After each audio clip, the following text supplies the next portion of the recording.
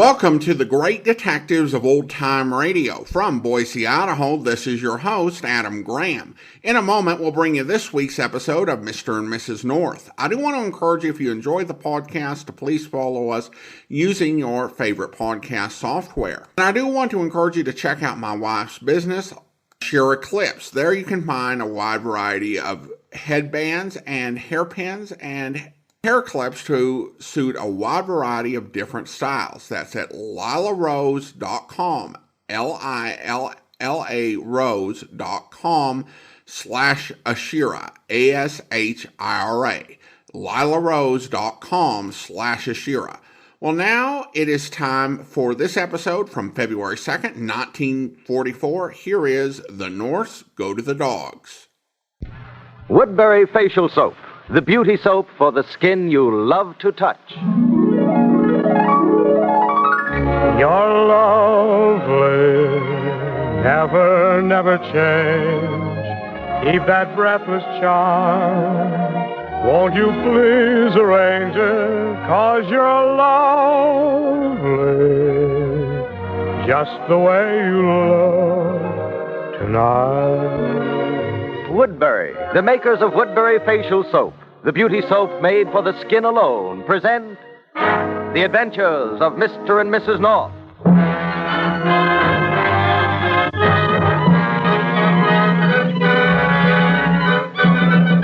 The Norths woke up one morning and discovered it was February. Pam said, "Jerry, let's go to the dogs." "By all means," Jerry replied. "Where's the champagne?" But that wasn't what Pam meant. She meant the dog show at the Uptown Garden. And after Jerry had said something about in leap year, woman proposes while man opposes, and after Pam had thrown a pillow at him, they got dressed and went to the dogs. Dogs. Aren't they adorable? Uh-huh. I feel unnatural. But on two legs, we're outnumbered. I guess this isn't a good hour for visiting. Oh, the dogs don't mind. Oh, Jerry, what breed is that? Schnauzer. God bless you. What breed? Schnauzer. God bless you. Jerry, you're catching cold. I'm not sneezing. That dog is a Schnauzer. Oh, cute. Oh, look, Jerry, a Great Dane. Isn't he beautiful? Let's move on, dear. Why? I think he thinks I'm a bone. Oh, you're not afraid, are you, darling? No, I just don't want to confuse him, make him neurotic. All right, scaredy cat. Oh, Jerry, look. That's a Yorkshire Terrier. I don't care. That dog's been to the movies. Saw Veronica Lake and copied her hairdo, huh? I'm positive. The only thing is, this dog's overdoing it. It's got a peekaboo contraption in front of both eyes. Darling, the Yorkshire Terrier's long, silky hair was developed along the upland moors. Protects it from the rain and wind. Don't show off, dear. You've read a book. Oh, this one's cute. That French poodle, he looks as if a landscape gardener had worked him over. Oh, he's very distinguished looking. You see, he understands me. I've seen lawns better clipped than that. The tag here says he is Champion Peter Cavalier. I knew it. Did you also know he belonged to, let's see, La Countess de la Porte? Oh, I can just see myself now walking down Madison Avenue with Peter on the leash. Uh-huh. And I would bow to you and kiss your hand. Jerry, you silly. And I would say, Countess, you have the most beautiful dog I have ever seen. Please. There is nothing in the world I would love more than to pat your dog sometimes, Countess. Please. And not another word, Countess? But, Jerry, there's somebody breathing down the back of my neck. Huh? That's right. Hey, you, stop breathing down the back of her neck. I'm doing it only in the line of duty, pal. Jerry, there's somebody right behind you, too. No, friend, don't turn around. Introductions later. Hey, what is this? This is a snatch. You are acquainted with the term, Countess? Countess? Me? Jerry? Keep your voice low, little lady. Otherwise, Sam, who ain't poking you in the ribs with no clothespin, will have to shoot you. Oh, is that right, Sam? The dope knows the voids, Countess. Countess? But I'm Let not us leave the dogs. Come on. Jerry. Look, there's been some mistake One here. little funny move and you'll be making a mistake. Walk nice and quiet out the front door, both of you. That's right. Otherwise comes the hearse, and they'll be carrying you out nice and quiet.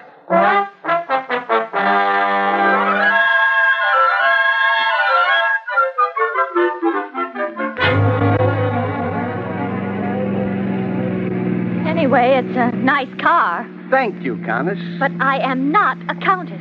Did we or did we not hear that gent sitting next to you call you Countess? You did, but Jerry was only joking. Some joke. Ha. She's my wife. You the Count? Of course not. Then the little lady ain't your wife. Oh, wait a minute. Duke, if you... Yeah? Are you really a Duke? Nah, sort of a nickname. All right. That's the way it is with Pam. Sure. Only she's got a couple of million Iron Men in the bank. I ain't. My estate was impoverished. The Duke knows the words. I'm supposed to be French if I'm the countess, but I'm not. How do we know? Well, you can hear me talk, can't you? I speak English, don't I? Just like you. You speak like us? Duke, she sounds like a foreigner to me, she does. If she's the Countess, what am I supposed to be? There is a word for it. The Duke knows... Quiet, Sam. The word is gigolo. Me? Why, you... Relax there, dancing pumps, or I'll give you a revolver full. Jerry, please. Now, we are all men of the world here, ain't we? Excepting, of course, the Countess. Thank you. A mere nothing. As I was saying, the Countess is young. She is beautiful. Why, Duke. She is a babe with plenty of bread pudding. The Count, on the other hand, is broke. He is on the shabby side of gentility. So he collects stamps, while the Countess collects... Gigolos. You are one of them. A very fine specimen. My congratulations, Countess. I am not a gigolo. Listen, mister, don't get so excited. It's good work if you can get it. Hey, boss, we're leaving town. We gotta decide. Yeah, thanks for reminding me. Yeah. What do you have to decide? Well, you see, Countess Original, we didn't figure on snatching more than one. You. Circumstances made us grab off the boyfriend, too. The question is, what do we do with him? You'll just have to take him along with me. Hey, Duke, I think we ought to chill him. I don't know. He looks like a nice guy. Yeah, but, Duke, we gotta feed the kidnapped victim. We just ain't got enough of brown stamps for two of them. You got something there. All right. We chill him. Oh, but you don't have to do that. Brown stamps are for meat, and Jerry's a vegetarian. Oh. What do you say, Sam? Well, in case he wants to eat grass, let him live. Yeah, what I was figuring. Besides, it'll kind of keep the little lady's mind occupied. In a kind of way, you could call it almost a second honeymoon. Good grief, where are we going? Niagara Falls?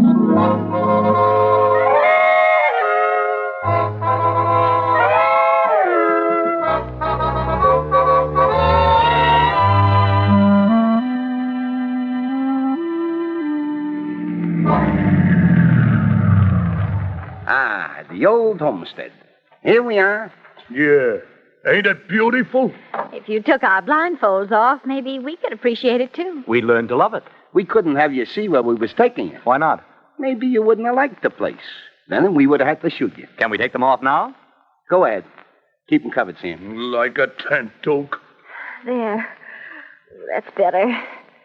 Oh, gollies, it's dark. Who put the lights out? Lady, we are in the country where the only lights is the stars. That Duke.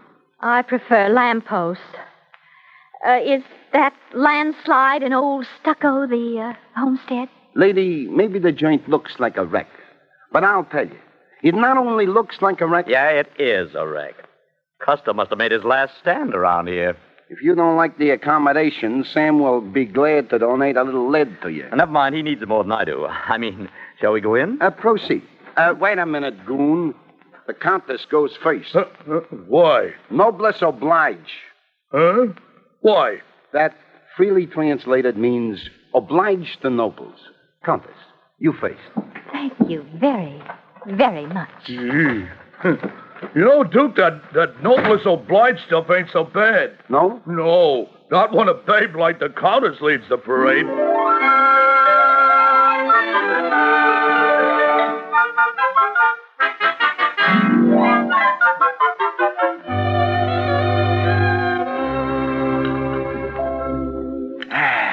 That was a nice dinner. Yeah, it sure. No, you don't, Gigolo. Oh, don't you hit Jerry's wrist with that gun. Well, I warned him not to reach for no meat. Sorry, I forgot myself. Yeah.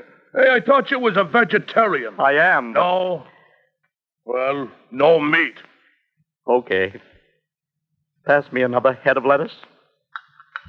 Thanks. Now, Countess, the time has come when business has got to be discussed. We got to get sorted. You can do that with practically no effort. Thank you, Countess. Now, we know the Count ain't got no dough. You got it. So we brung along a check.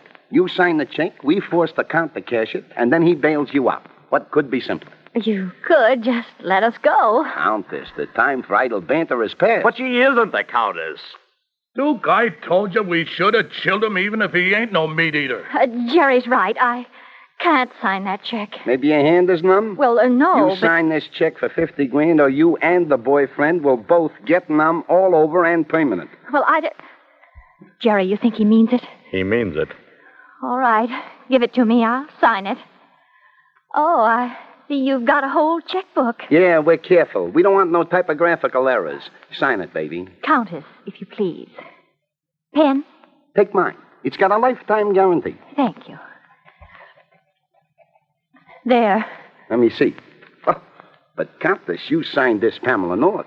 That ain't going to get us $50,000. It's my name. It'll be a name on a tombstone first thing you know. Sign that check, Isabel de la Porte, or the lifetime guarantee on you runs out. If you insist. I insist. I thought you would. I hope you like my handwriting. Let me see. Countess, I got $50,000 worth of liking for it. Sam, take 'em upstairs and lock 'em up. I'm going back to contact the Count, inform him about the snatch, and tomorrow morning we begin to live on our income. Good night, Countess. Noblesse oblige. Noblesse oblige to you, too, Duke. That's right, Countess. Noblesse oblige. So please go upstairs peaceful and oblige. Or no more noblesse.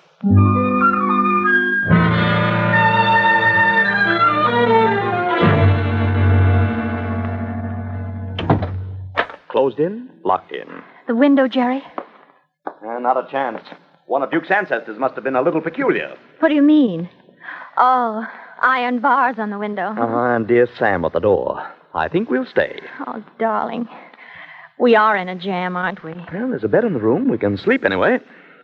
Jerry, what are we going to do? Oh, I wouldn't worry about that signature. They won't give you more than 10 years or so for forgery. And I'll be waiting for you at the prison gate. That isn't what I meant, darling. Oh. When they find out, and they'll have to as soon as they try to cash that check, that I'm not really the Countess. They'll kiss us goodbye. Oh, no, Jerry. Not when we could be witnesses against them. I'm afraid, darling. Well, maybe in the morning when... Somehow, Jerry, I could wish that morning were a long way off.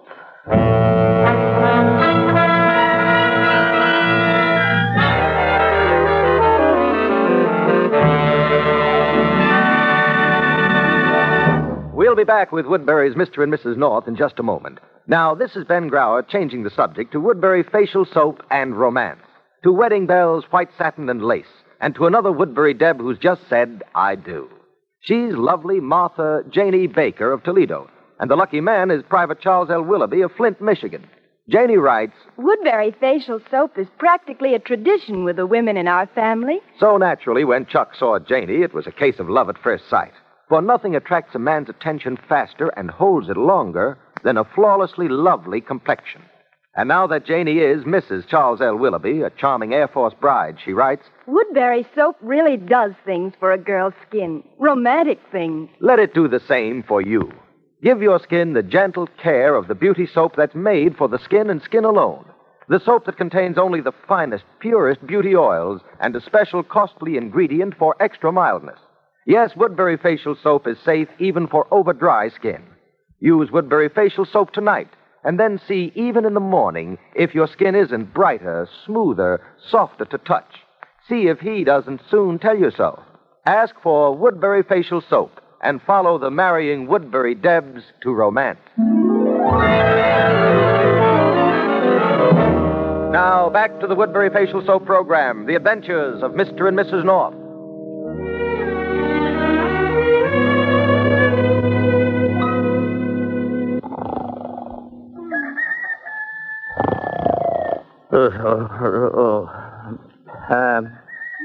Yes, darling. Turn that rooster off. You turn it off. It's on your side of... What did you say? I said turn it... Uh-oh. Somebody swiped our furniture. Not to mention the house. Darling, we're staying with the Duke. That's right. And I'm the Countess. I'm the King of England. What? I remember. It's morning, Jerry. The Duke should be back from town any moment. Knowing that I'm not really the Countess. Well, that's his mistake, not ours. We told him. That isn't going to help much. Convenient going to bed in your clothes. You don't have to dress. Pam, come here. What is it, darling? This window looks out over the road. It's the Duke, Jerry. With a distinguished-looking man. The Duke is showing him in. They came in that roadster. A foreign make. Jerry, that man's the Count. They snatched him, too. Well, looks that way.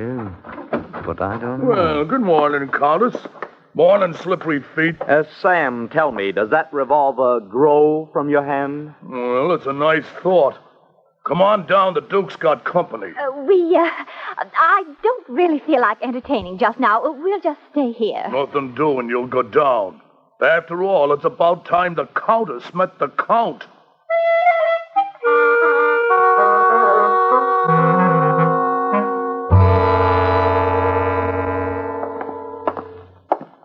Right through that door. That's a good girl. Come on, you two, smooth hair. We'll find our way. Sam, somebody maybe followed me out here. Go on outside and keep a lookout. Okay, Duke. Now, Count, is that the Countess or ain't it? My dear lady, may I apologize for this boor stupidity?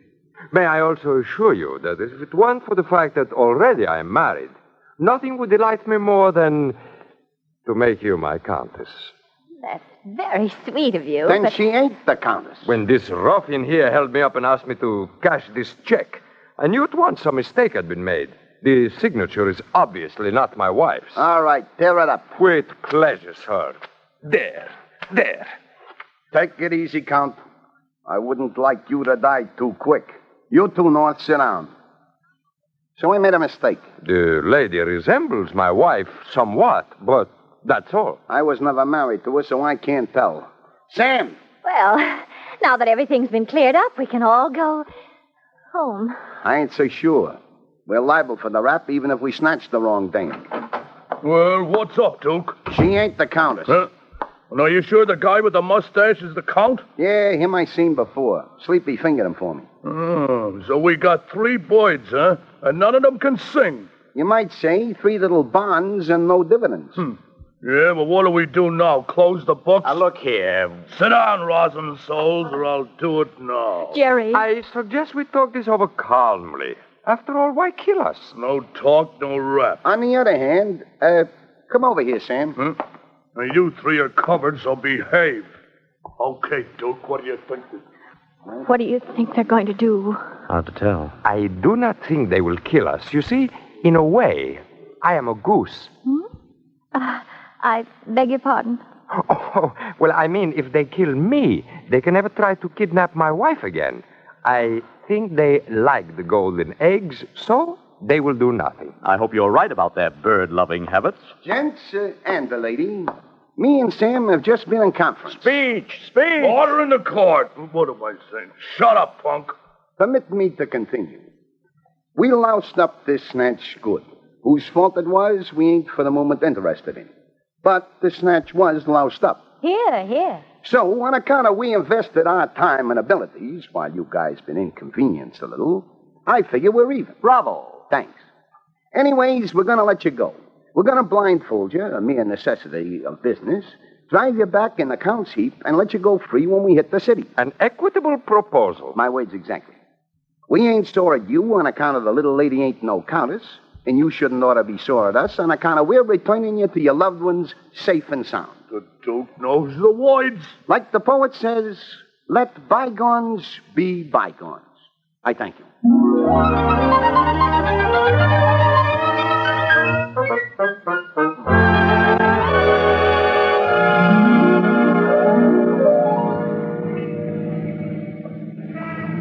It's pleasant to get these blindfolds off. I dare say that's the last we'll ever see of Sam and the Duke, fading down that suburban road in their own car. I'm just as pleased. But there's something that worries me.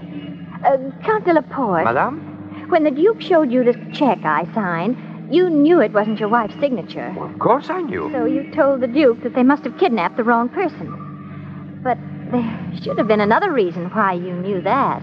I do not understand. The Countess. The Countess? Pam means since the Countess wasn't kidnapped, she should have been home with you last night. Oh, that. Well, you don't know the Countess, my lovely wife, Mr. and Mrs. North. She's never home. Sometimes weeks pass and I don't hear of her. Still, the kidnappers knew that she was to be at the dog show. That means she is in town. That is a subject I do not care to discuss. Can I drop you at your home? No, I wish you'd do us a favor, Count. Stay on this street a few blocks more. I'll tell you where to stop. Of course. Some friends? No, Count. Some police.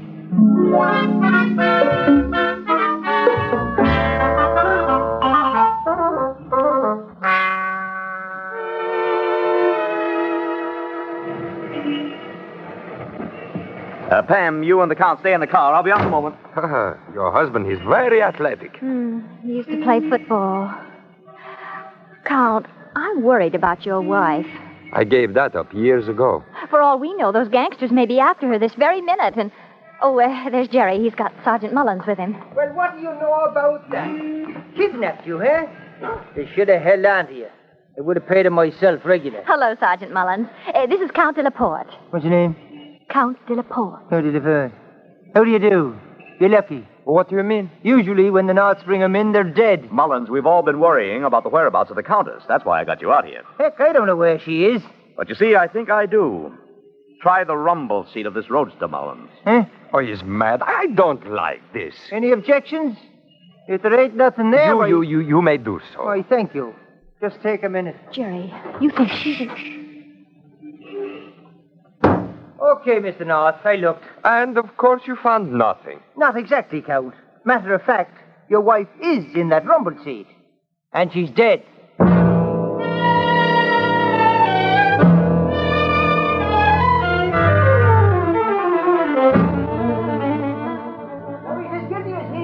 There's not one iota of doubt about the whole thing. Please, Mullins, please. I've got something to say. The guy killed his wife in his Fryford. I don't think he did. But, darling, it was his car. He would have been a fool to hide her there. Count, you've got one chance. What chance have I got? A full confession. I thought you said he didn't kill her. Mr. North, I did not murder. No, but you still have a confession to make. You hired Duke and Sam to kidnap your wife. You agreed to split the ransom money with them, didn't you? $25,000 for you, $25,000 for them. Because you had no money, you had to go to your wife for money all the time, and so you thought you'd get some this way. Am I right? I say nothing. I can prove it. First, those gangsters didn't blindfold you when they brought you to the hideout this morning. That's right, darling. We saw him from the window. Which proves you were in on the kidnap plot. Secondly, and more important, those gangsters didn't try to cash the check Pam signed on your own unsupported word. Why should they believe you? When you said Pam was not the Countess, they believed you again. Why? I deny everything. Better not. Otherwise, you'll go to the chair for murder instead of to jail for fraud. You've one chance. You better take it. All right, I confess to the plot, but I did not kill her. Of course not. Mullins, you've got to help. How? There's only one way we can get proof against the murderers. We've got to release the Count. We've got to announce that he's been cleared of a murder, and, Mullins, we mustn't say a single solitary word about his complicity in the kidnapping plot. We mustn't. Why? Because if we do, our trap won't catch a killer.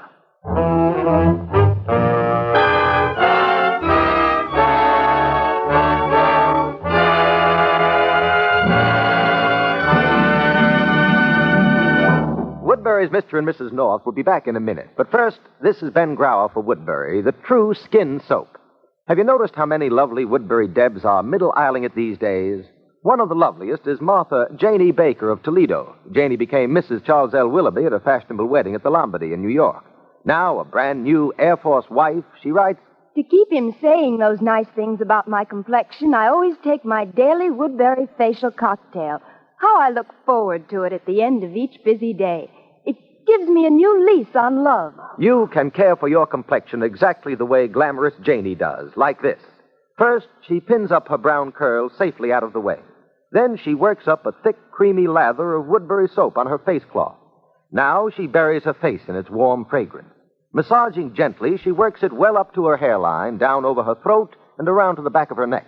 Next, she rinses thoroughly with clear, warm water. Then, with fresh, cold water, she gives a final bracing rinse. As she says, it gives her a new lease on love. Try it. Ask for Woodbury, Woodbury, Woodbury, the beauty soap for the skin you love to touch.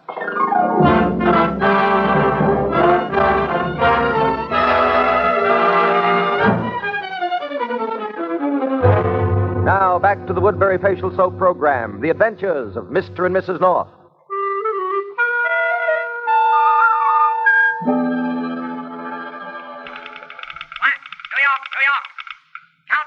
According to the New York police, has been fully cleared of guilt in connection with the murder of his wife, the Countess Isabella de la Pont. Turn that guy off, Sam. He knows too much. Okay, wife of Duke. a very famous New York... That is very good news, Sam. Just like we figured, they can't pin the killing on the Count. So we play the parlay, huh? Gee, it's good liquor the Count keeps. Ah, that must be the Count now. Answer the door, Sam. The butler is unconscious in the cellar.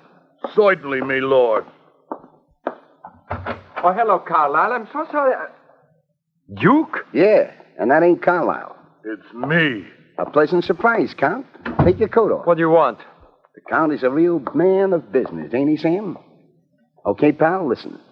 Now the Countess is dead, you inherit the dough, right?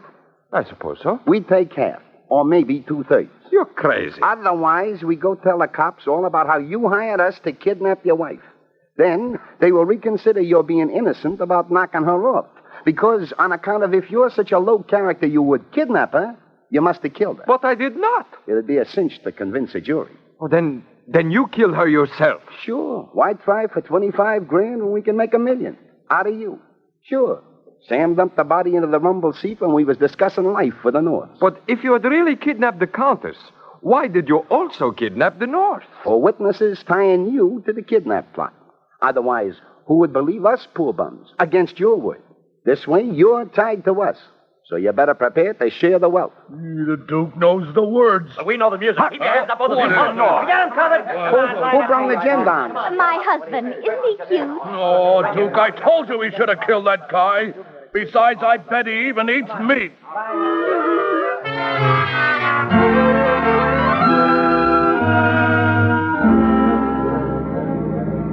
Oh, to get home. A little while, darling. Oh, the poor Countess. Poor Count. He's going to spend a long time in jail. Mm-hmm. It was very clever of you to figure out the double cross that Duke and Sam were playing. Well, no gangster would ever make a mistake on identification, as Duke and Sam pretended they had. Not when it was a $50,000 snatch they were planning. Well, they certainly swiped the wrong witnesses. Oh, you're so smart, darling. Cute, too. Mm-hmm. I wonder just how good a gigolo you would make if I were really a countess. Well, you know what they get paid for, don't you? Mm-hmm. Dancing. Maybe, but I'll bet that isn't the word the Duke would have had for it.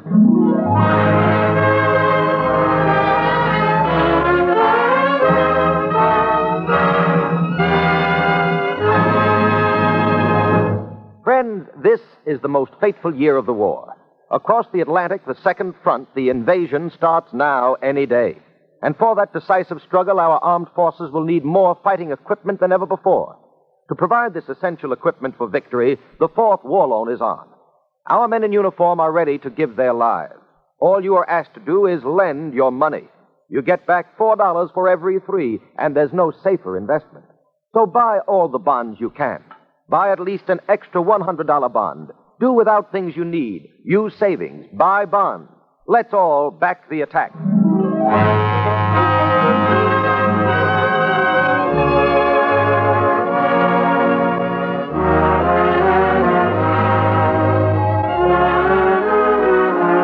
Tune in again next week at this same time for another adventure of Mr. and Mrs. North, starring Alice Frost and Joseph Curtin. For thrills and laughs, be sure to listen, won't you? Music for Mr. and Mrs. North is conducted by Charles Paul. This is Ben Grauer saying good night for Woodbury Facial Soap, the beauty soap for the skin you love to touch. Love will never, never change. Keep that breathless charm. Won't you please arrange it? 'Cause your love just the way you look tonight. This is the National Broadcasting Company.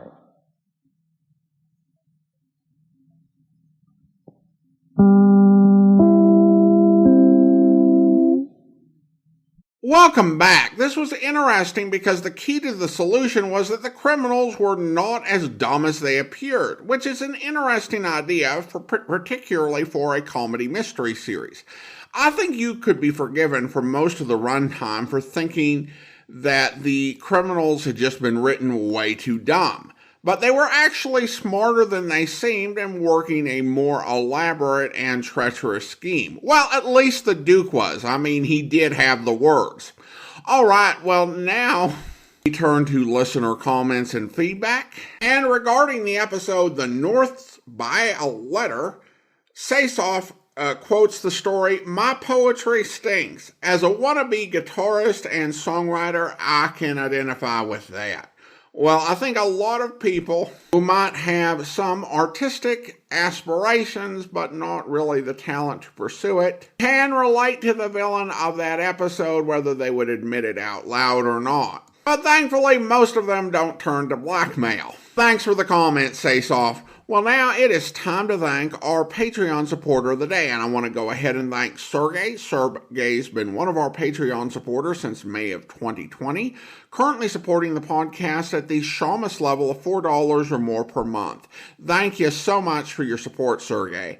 And that will actually do it for today. If you're enjoying the podcast, please follow us using your favorite podcast software and be sure to rate and review the podcast wherever you download it from.